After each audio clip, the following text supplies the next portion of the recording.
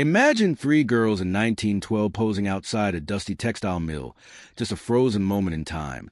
But over 100 years later, when scientists zoom in on that very photograph, what they uncover doesn't just rewrite history, it stuns the scientific world.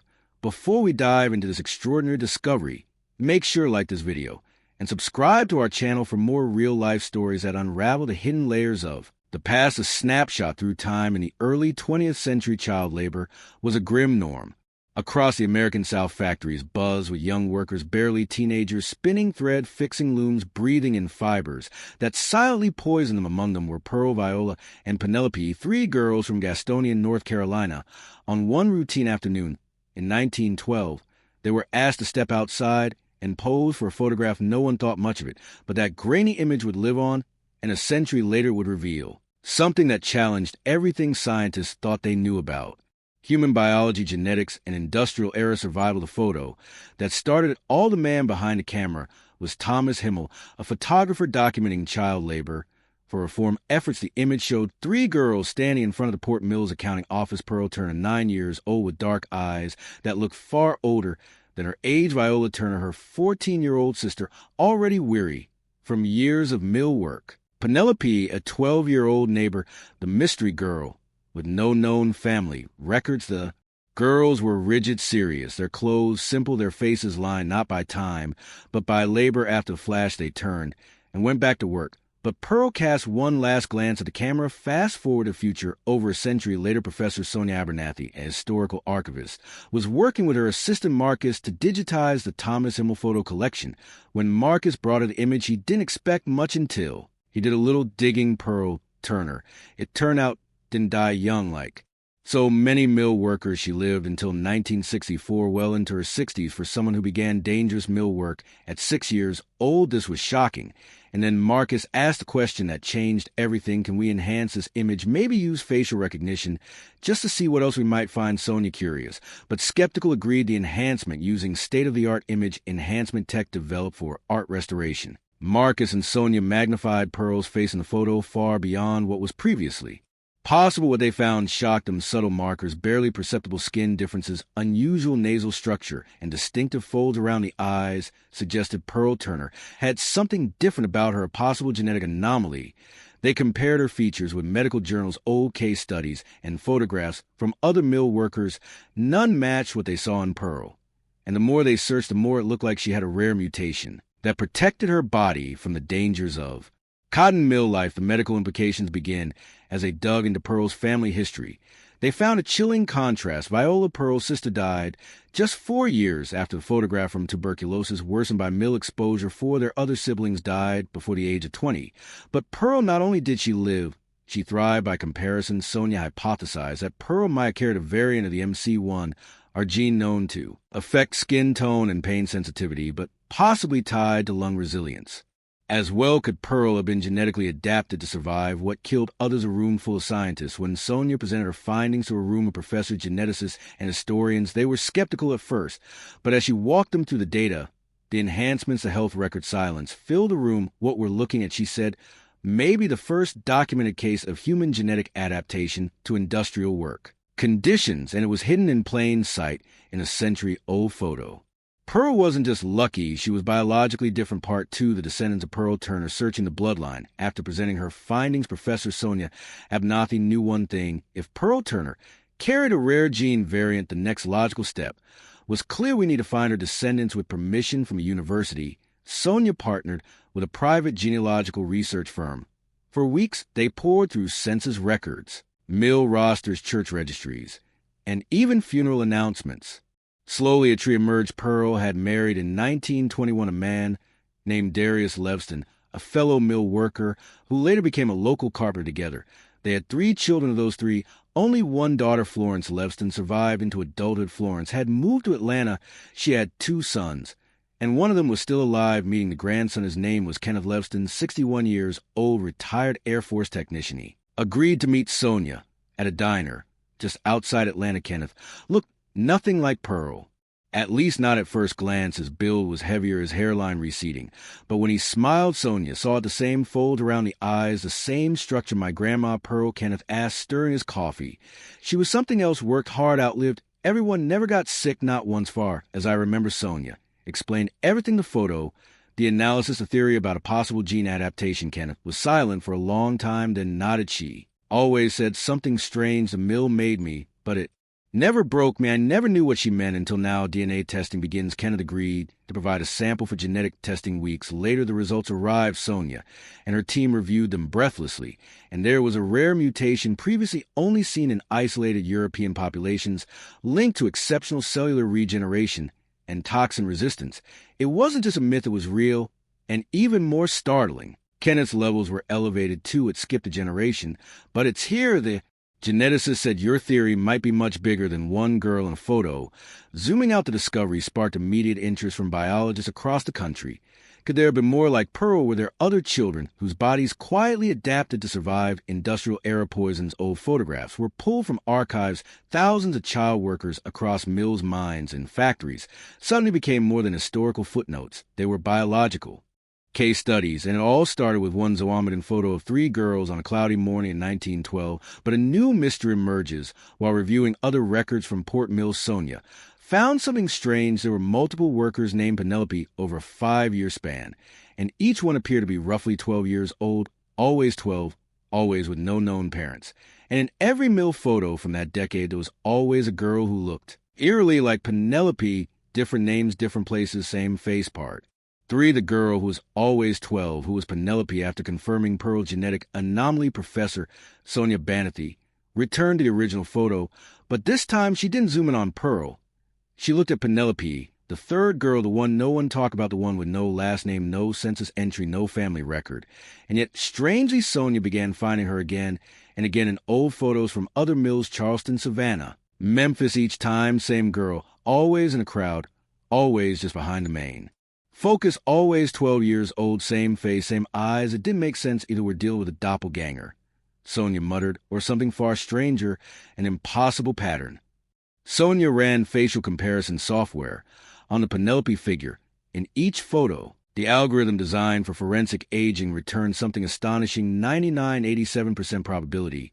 It was the same person in a photograph from 1908, in another from 1912, again in 1917. She never aged, never looked different. One photo even showed her wearing a bracelet identical to the one she wore in the original 1912 shot with Pearl and Viola. Is this even biologically possible? Marcus asked. Stunned Sonia shook her head. No, it's not. Not unless the journal. Digging deeper into Port Mill archives, Sonia discovered a ledger. Inside were handwritten notes from a former supervisor named Clyde Rankin. One entry stood out. Strange girl, no record, just showed up one Monday and started work. Always works hard, doesn't talk. Name says Penelope on her badge, same as the one from 3 years back. Or is another note, that girl, don't eat, don't leave, ain't right. Clyde had tried to report her once. No one followed up. She kept showing up, and no one asked again. The theory, no one wanted a voice. Sonia pulled every photo into a single file, same posture, same height, same haunting stare. One historian from the university, after viewing the collection, whispered something that made the room fall silent. What if she was a human? No one laughed. Not this time. What started as a genetic mystery was now something else, a historical anomaly too consistent to be coincidence. Some suggested Penelope was an early example of a long-lost lineage, someone born with rare cellular stasis, or something more mythical. Others believe she had been planted, purposefully moved between mills for reasons unknown, a ghost, a time traveler, a failed experiment. The theories multiplied, but facts remained few. The disappearance. Penelope was last seen in a photo from 1922 at a logging camp in northern Georgia. After that, nothing, no death certificate, no obituary, just gone like she had never existed. Part for the package in the past, an unexpected delivery 2 weeks after her team presented their preliminary findings about Penelope to the Historical Society. Professor Sonia Abernathy received a phone call. It was from a postal historian at a long-retired mail storage facility in Richmond, Virginia. We found a parcel in a locked chest from 1913. It's addressed to you. Sonia blinked. That's impossible. The historian agreed. The name was handwritten in delicate ink to Professor Sonia Abernathy. In time, no return address, no sent of the package had been discovered during an archival sweep of undelivered items. It was only opened because of its pristine condition and the strange instructions attached to the unboxing. Sonia had it delivered under secure courier to her lab.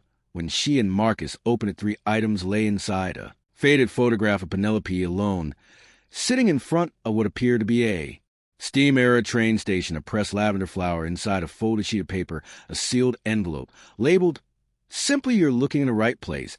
But the question isn't who I am, it's why I stayed. There was no signature, no date, no fingerprints, just the overwhelming feeling that this package was meant for now. The Lavender Connection Marcus ran an analysis on the pressed flower.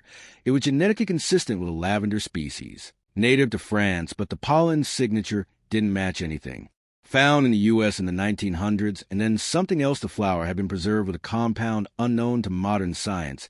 Its structure was intact, no decay. It's as if time didn't touch it, Marcus whispered. Just like Penelope, the back of the photo, Sonia flipped over the photo. On the back was a series of numbers etched into the paper: 32.7765 degree and 79.931 degree. W8 coordinate Charleston, South Carolina, exactly where one of the mill photographs was taken in 1912, and next to it 3 words, handwritten in all caps, the room beneath: a new direction, Sonia.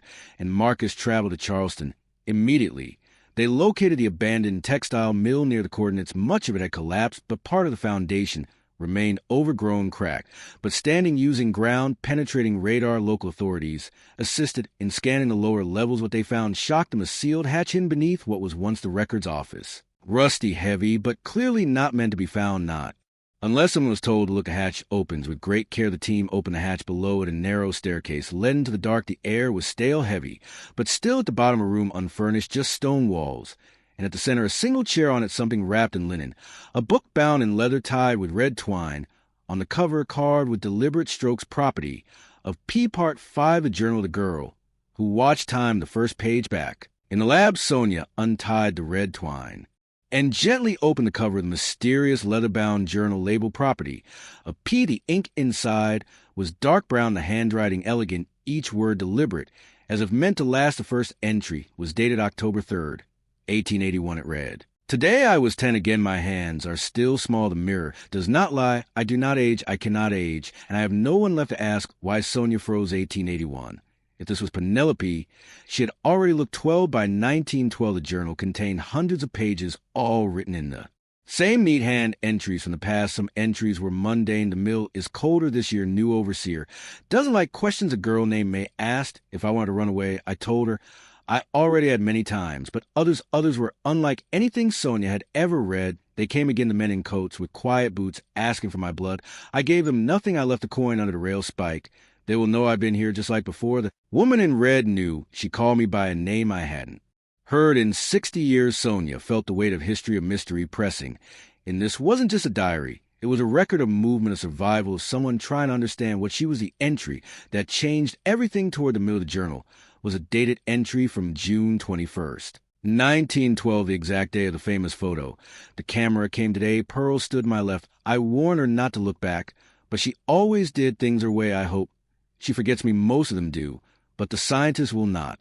And if this book reaches her, tell her I stayed, because someone had to. There are others. I was just the first. Sonia sat back, eyes wide. She knew I'd find this. The theory deepens. If Penelope had been alive since 1881, or longer, was she the result of a natural anomaly, an experiment, or something else entirely? Was it possible others like her existed, people who didn't age, who traveled, worked, blended into crowd, and disappeared? When the questions grew too loud, Penelope may have vanished in 1922, but according to the final journal entry, she had plans. Charleston is nearly done. I've marked the wall. Next stop, Santa Fe. If the light finds me again, I'll speak. It was signed P. Part 6, the Desert Whisper, Santa Fe, 1924. The journal's final entry pointed Sonia to Santa Fe, New Mexico. She traced old train routes, mill records, and housing registries. In 1924, a woman listed only as Miss P. Langston signed a lease for a one-room adobe home on the outskirts of the city.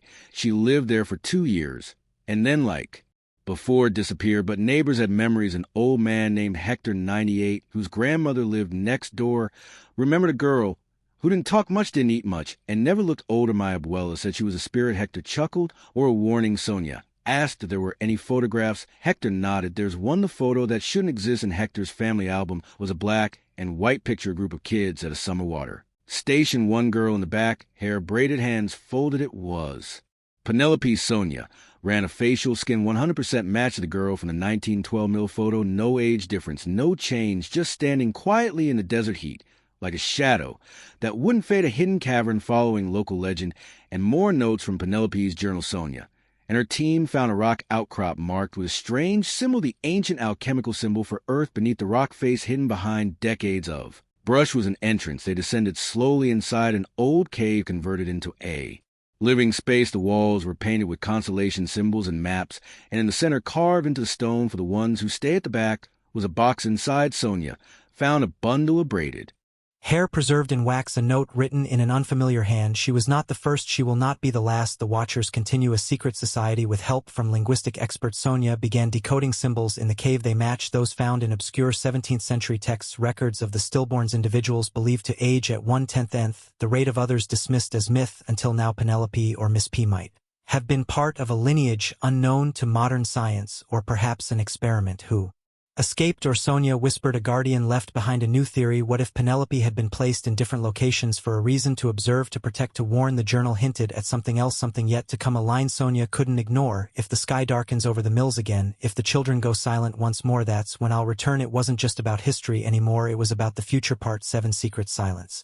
and Surveillance. The whistleblower warning. Just days after returning from Santa Fe, Sonia received an unmarked envelope on her office desk. Inside was a flash drive, no return address, no note, just a file labeled Black Star Penelope Index Restricted. She opened it. Hundreds of documents, redacted government files, surveillance photos dating back to the 1950s, each showing the same face in different locations, factories, orphanages, even protests. Always the same girl, never aging. One memo stood out. Subject P. Langston, alias possible subject Alpha Chronostable variant.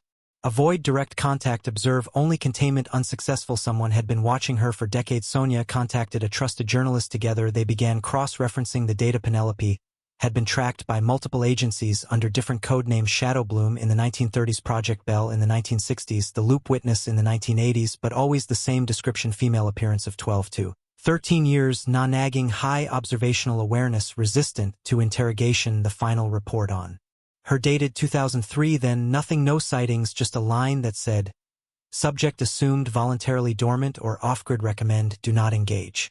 The university responds. As Sonia prepared to publish her findings, the university was contacted by a government liaison, subtle at first, then firm. For national security reasons, we asked that all research related to subject P. Langston be placed on indefinite hold. Sonia refused. That night her office was broken into. Nothing was stolen, except the original journal. Fortunately, Sonia had scanned every page, but the message was clear: someone wanted Penelope's story buried, going public against legal advice. Sonia partnered with the journalist and released a digital report titled The Girl Who Stayed, a forgotten link to time and human resilience.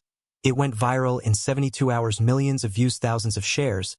But just as quickly, strange things happened. Videos were taken down, the journalist's accounts were suspended, Sonia's university cut her funding, and still the public kept asking, who is she? Where is she now? Is she watching us?